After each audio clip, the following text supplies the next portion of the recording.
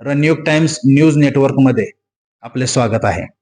आज आपण सोलापूर जिल्हा परिषद निवडणुकीच्या निमित्तानं कुरुल जिल्हा परिषद गटाचे भारतीय जनता पार्टीचे अधिकृत उमेदवार सचिन जाधव साहेबांना भेटण्यासाठी आलो आहोत.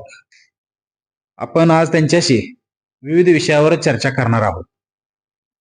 नमस्कार मालक. नमस्कार. आज आपण कुरुल जिल्हा परिषद गटामध्ये निवडणूक लढवत आहात. निवडणूक महत्वाच्या टप्प्यावर आली आहे. आपलं याविषयी काय मत आहे? निवडणूक आता फक्त 5 दिवस राहिलेले आहे आणि आम्ही door to door, home to home प्रचार संपूर्ण केलेला आहे. मी, माझे वडील, माझी पत्नी, माझी वहिनी, माझे भाऊ आम्ही सगळ्यांनी मतदारांना भेटून आम्हाला मत देण्याचं आवाहन केलेलं आहे आणि आता येणाऱ्या 7 तारखेला सगळेजण कमळ या चिन्हावरचं बटन दाबून मला निवडून देतील असा विश्वास आहे.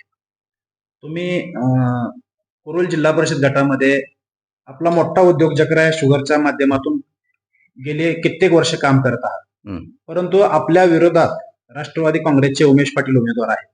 त्यांनी काल एक चॅलेंज दिलंय की जिल्ह्यातले जे कारखाने आहेत त्यांना मी स्वतः जे कारखाने फ्रॉड आहेत की ज्या कारखान्यावर वजन काटा खोटा दाखवला जातो अशा कारखान्यावर मी स्वतःच्या खर्चाने वजन काटे बाहेर मी तयार करणार आणि मगच गाड्या आत सोडणार.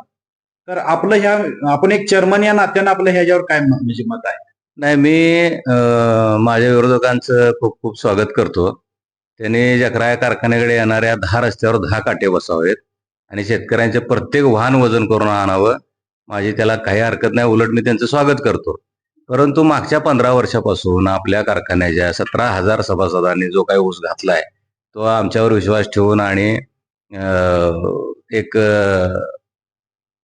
प्रेम किंवा जकरा कारखान्याविषयी असलेली एक आत्मीयता, विश्वास ह्याच्यावरती आतापर्यंत कारखाना चाललेला आहे, इतकी प्रगती केलेली आहे.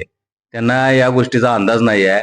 त्यांचं राजकीय स्टेटमेंट आहे हे आणि शेतकरी हे स्टेटमेंट सगळं धोडकावून लावणार आहे याची मला खात्री आहे.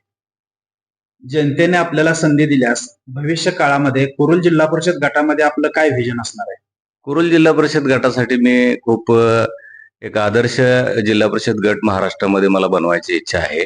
त्यामध्ये रस्त्यांचं नेटवर्क, इंटरनल रस्त्यांचं नेटवर्क असेल किंवा MSEBच्या इलेक्ट्रिकल नेटवर्किंगचं इम्प्रूव्हमेंट असेल आणि जिल्हा परिषदच्या शाळांची इम्प्रूव्हमेंट असेल.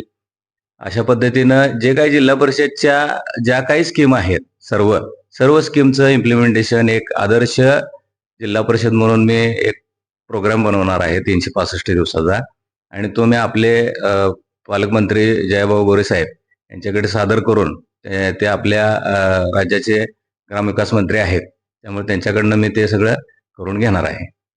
आपल्या जकरा परिवारामध्ये सभासद संख्या जवळजवळ 60,000च्या आसपास आहे आणि आपण 2-1 हजार लोकांना आता पण रोजगार दिलाय.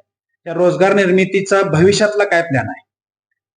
नाही, येणाऱ्या कालावधीमध्ये माझ्याकडे एक 2-3 मोठे प्लॅन आहेत, ज्यामध्ये मी कुरुल आपल्या जिल्हा परिषद गटामध्ये एक 2,000 एकरवरची MIDCचा प्लॅन करतोय आणि नुकतंच एक 220 KVAचं MSCTCLचं सबस्टेशन पण आपल्या इथं मंजूर झालेलं आहे. तसंच इसगावच्या आसपास मला एक मोठं शैक्षणिक संकुल संजय घोडावत युनिव्हर्सिटीच्या धर्तीवरती बनवायचा माझा मानस आहे येणाऱ्या 2-3 वर्षामध्ये. चालेल, धन्यवाद सर.